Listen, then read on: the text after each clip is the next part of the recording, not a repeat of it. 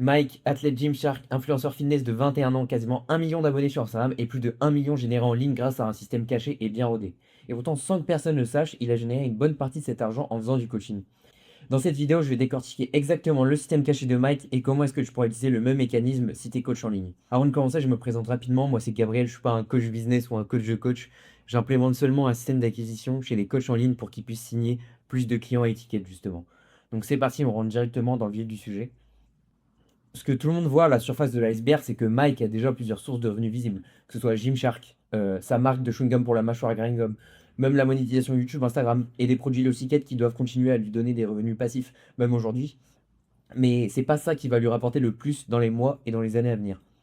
Ce que personne ne voit en dessous de l'iceberg, c'est que justement, il y a un système de coaching à étiquette que 99% de son audience ne verra jamais, avec une offre qui dépasse sûrement les 2 000 euros. Et c'est ce que je vais te présenter tout de suite. Parce que ce soit sur YouTube ou même Instagram, on ne voit aucune offre visible. Juste son lifestyle, son physique et ses voitures. C'est tout ce qu'on voit. Et pourtant, Mike cache son offre et montre son lifestyle, tandis que la plupart des coachs font l'inverse. Ils montrent leur offre partout et ne montrent pas leur vie, ils ne montrent pas leur lifestyle. Parce que grâce à sa personal brand, Mike a pu créer de la confiance et de l'attachement au fil des années. Justement, et notamment par le fait qu'il n'avait rien à vendre à son audience. Et pourquoi Mike ne parle jamais de son coaching justement sur ses vidéos YouTube? C'est sûrement pas un oubli, mais c'est sûrement calculé parce que si Mike parlait de son coaching tous les jours, il transformerait son audience en prospect méfiant.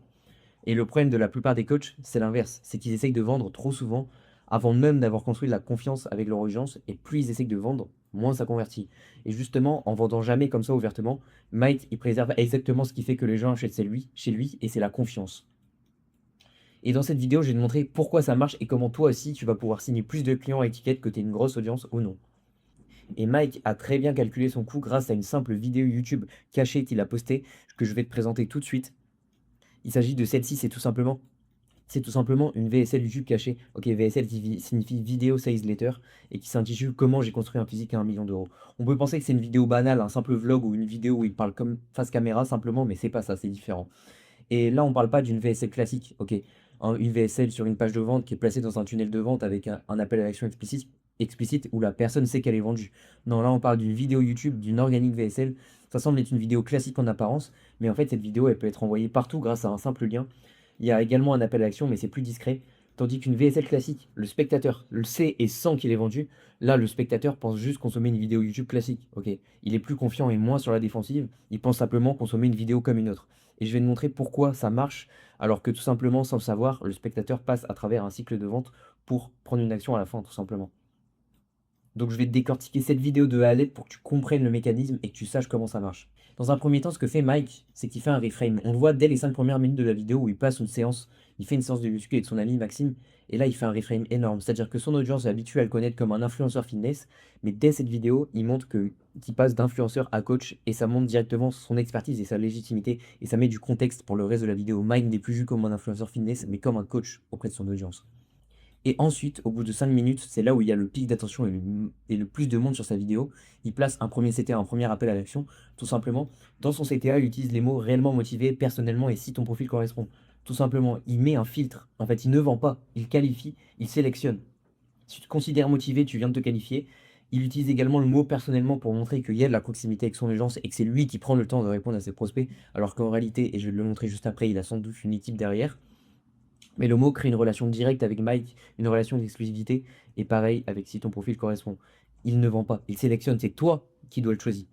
Et à ce moment précis, c'est le pic d'attention, il y a encore énormément de monde. Les gens qui le suivent depuis longtemps et qui sont prêts à passer à l'action, qui ont confiance en lui, vont cliquer maintenant. Et ce qu'il utilise également pour s'assurer que le maximum de personnes restent sur sa vidéo, c'est une technique de rétention. Tout simplement, il dit, juste après le premier appel à l'action, les principes que je vais vous donner dans la vidéo vont monter crescendo en termes d'importance. Le dernier va être surprenant, mais a énormément joué pour moi. C'est un sujet qui est assez tabou. Ok, le spectateur a envie de rester sur la vidéo, de savoir c'est quoi ce sujet tabou, donc il va rester regarder jusqu'à la fin. Ça incite vraiment le spectateur à rester jusqu'à la fin et à maximiser le watch time, tout simplement.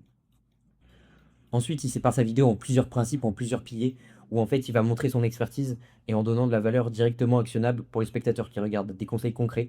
Donc en premier, il va parler voilà, de tension mécanique.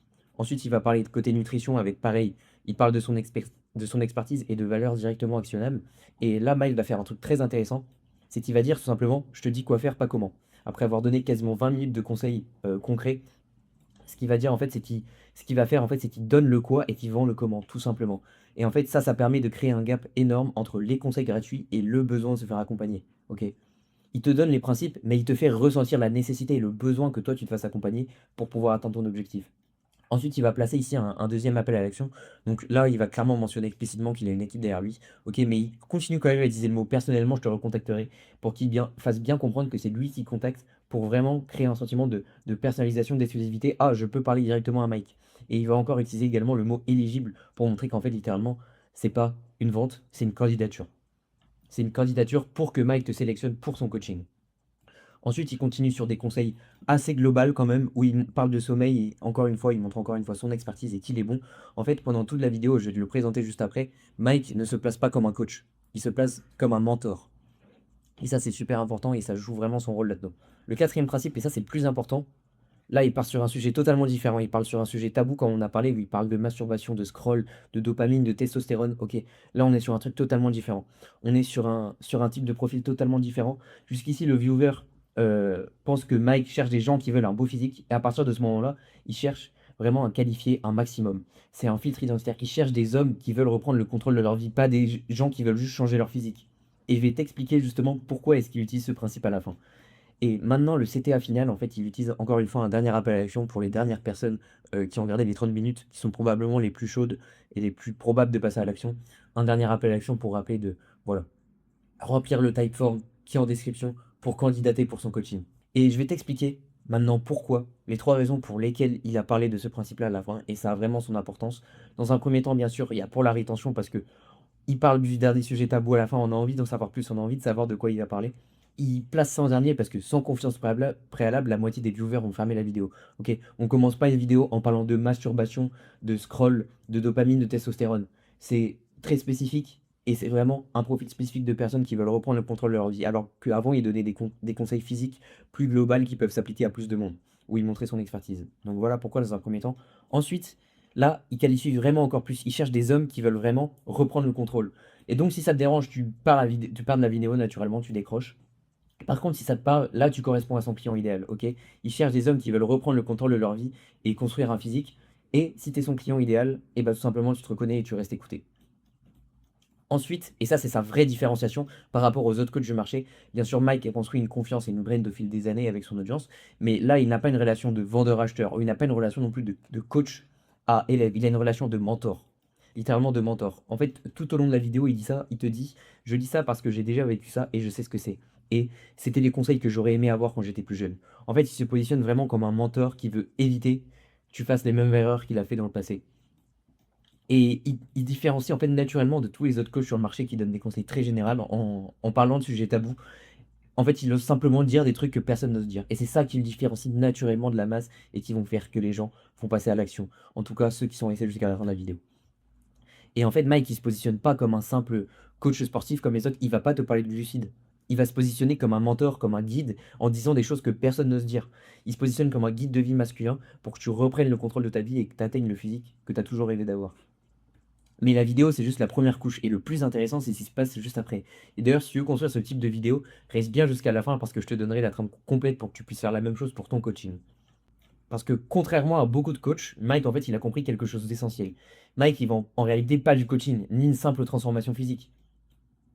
En fait, comme tu as vu, il utilise les mots testostérone, utiliser ton physique en levier de vie, physique à 1 million d'euros dans le titre de sa vidéo. En fait, il vend pas du coaching. Les gens n'achètent pas du coaching pour perdre du gras. Ils achètent parce qu'ils veulent devenir quelqu'un d'autre. Et en fait, ce qu'il vend à travers son lifestyle, à travers ses vidéos, à travers sa brand, c'est qu'il vend une situation désirée, une nouvelle identité de son client idéal. Tout simplement. Il montre qu'il a également incarné la situation actuelle dans laquelle est son client idéal et qu'aujourd'hui, il incarne sa situation désirée. Comme tu peux le voir, il est passé par là où est passé son client idéal et aujourd'hui, il incarne sa situation désirée. Il incarne le lifestyle, il a le physique qui va avec, il a tout ce qu'il veut. Comme tu peux le voir, il a également la richesse, les fans et le physique. En fait, il montre qu'il incarne parfaitement sa situation désirée et c'est ça qui fait que les gens vont acheter chez lui.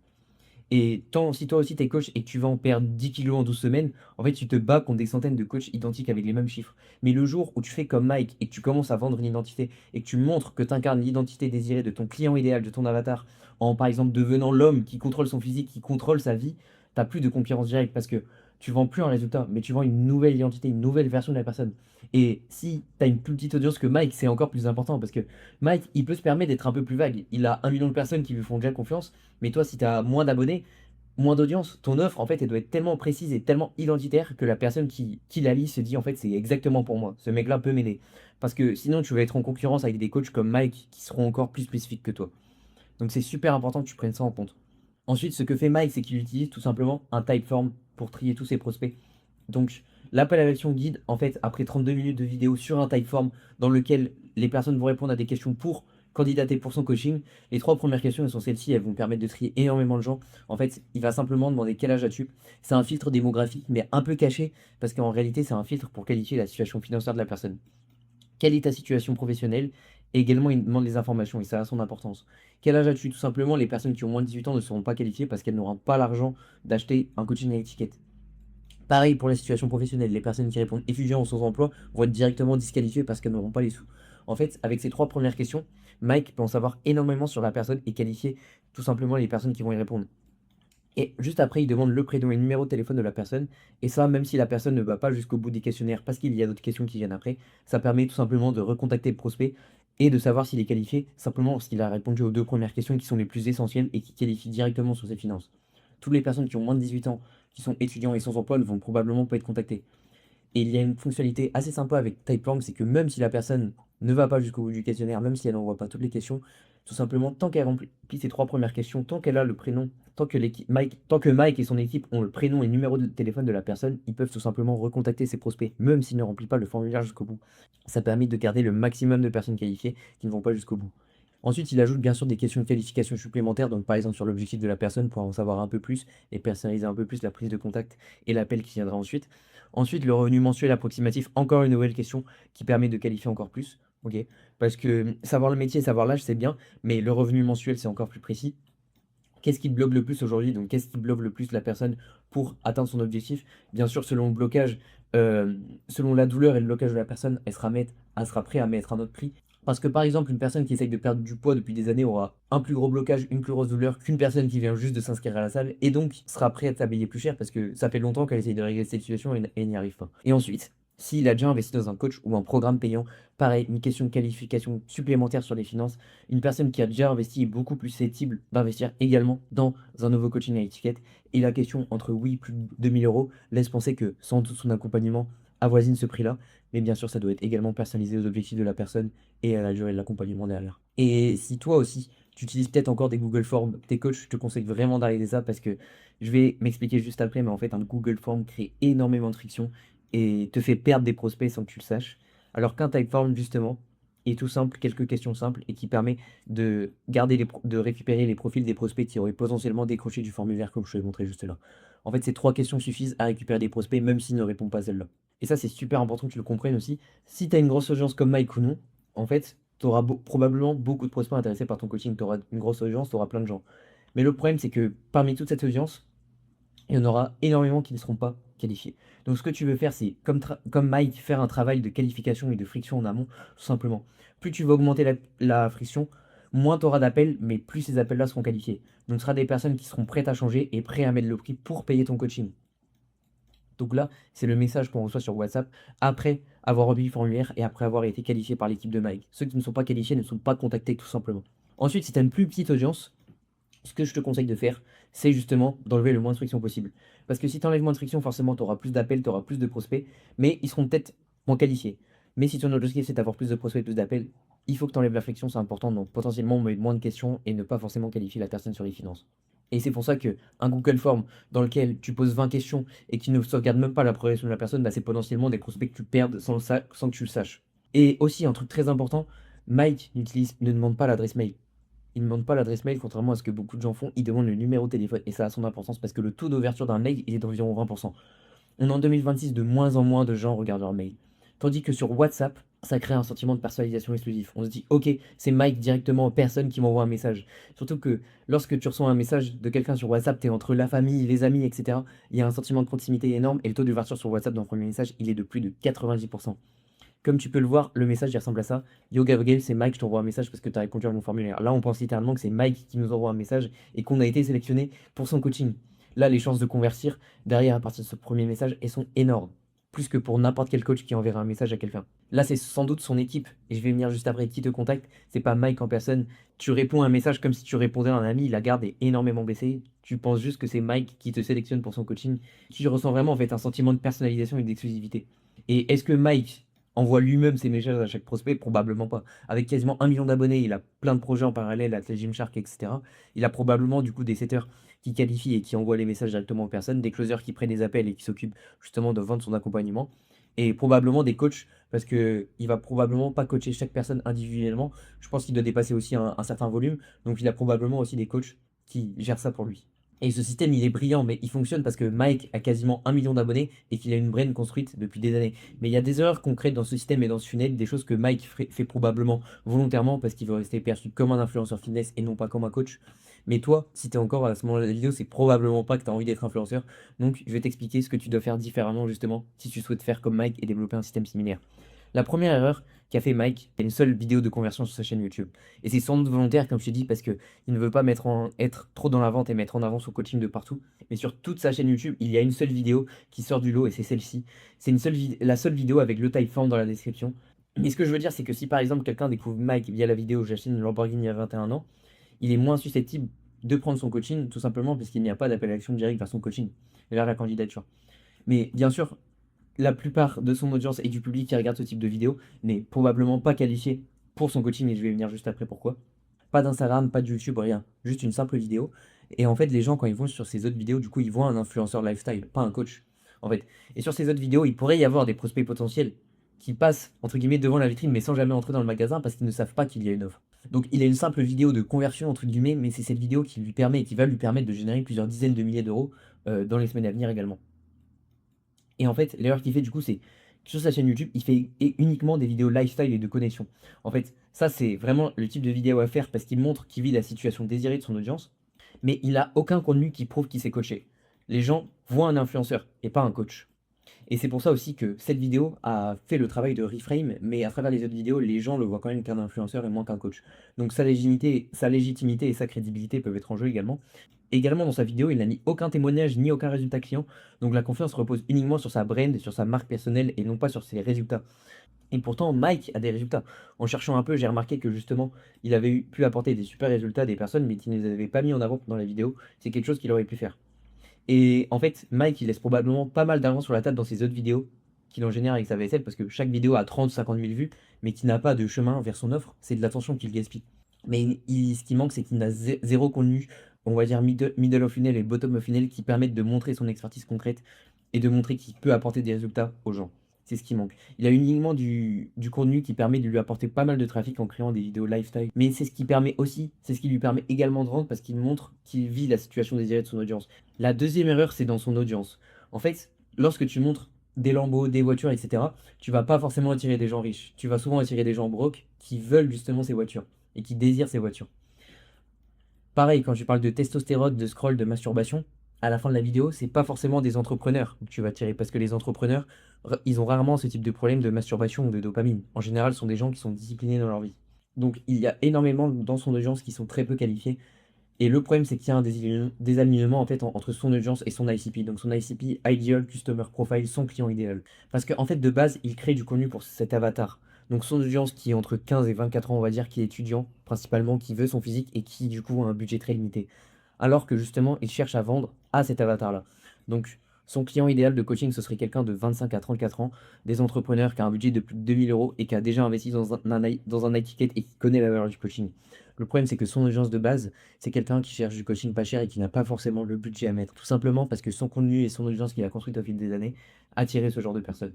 Donc en fait, il y a littéralement un désalignement entre le contenu qu'il crée qui attire plutôt une audience jeune et aspirationnelle et le prospect qu'il cherche à convertir. Donc qui est plutôt quelqu'un de solvable, qui a du budget à mettre, ok, qui a du budget à mettre dans le coaching. Donc en fait, son système, son tunnel de vente, il est brillant, mais il filtre dans une audience qui n'est peut-être pas la bonne. Donc en fait, Mike, ce qu'il a fait, c'est qu'il a littéralement construit un fusil de sniper en fait. Un fusil de sniper parce qu'il a fait une simple vidéo qui amène vers son offre sans que 90% de son audience sache même qu'il est coach et qu'il vend du coaching. Et tu te dis peut-être, ok, bah c'est intéressant comme analyse, mais Mike, il a presque 1 million d'abonnés. Moi, j'ai une plus petite audience. Comment je fais? Bah justement, c'est un avantage parce que Mike a construit une énorme audience qui n'est pas forcément qualifiée. Mike, aujourd'hui, il a la brain, mais il ne met pas son expertise en avant. Mais peut-être que toi, aujourd'hui, tu as sûrement l'expertise, mais il te montre sûrement la brain. Donc justement, c'est un avantage. Donc ce qui te manque, c'est sans doute ce type de format long qui fait que les gens auront confiance en toi et achèteront naturellement. Et donc si tu es coach en ligne et que tu as envie de construire ce type de vidéo, une VSL pareil pour ton propre business, tu peux m'envoyer un mot-clé de DM VSL sur Instagram et je t'enverrai justement une trame avec les règles incontournables d'une VSL qui te permet justement dans un premier temps de te ramener des appels qualifiés et ensuite de mieux convertir ces appels en clients. Donc tu peux m'envoyer VSL sur Instagram et je t'enverrai justement la trame et les règles à suivre pour que tu puisses construire une vidéo similaire pour toi, pour ton propre coaching. Le lien est en description. Je te remercie de m'avoir écouté. C'était Gabriel. À la prochaine.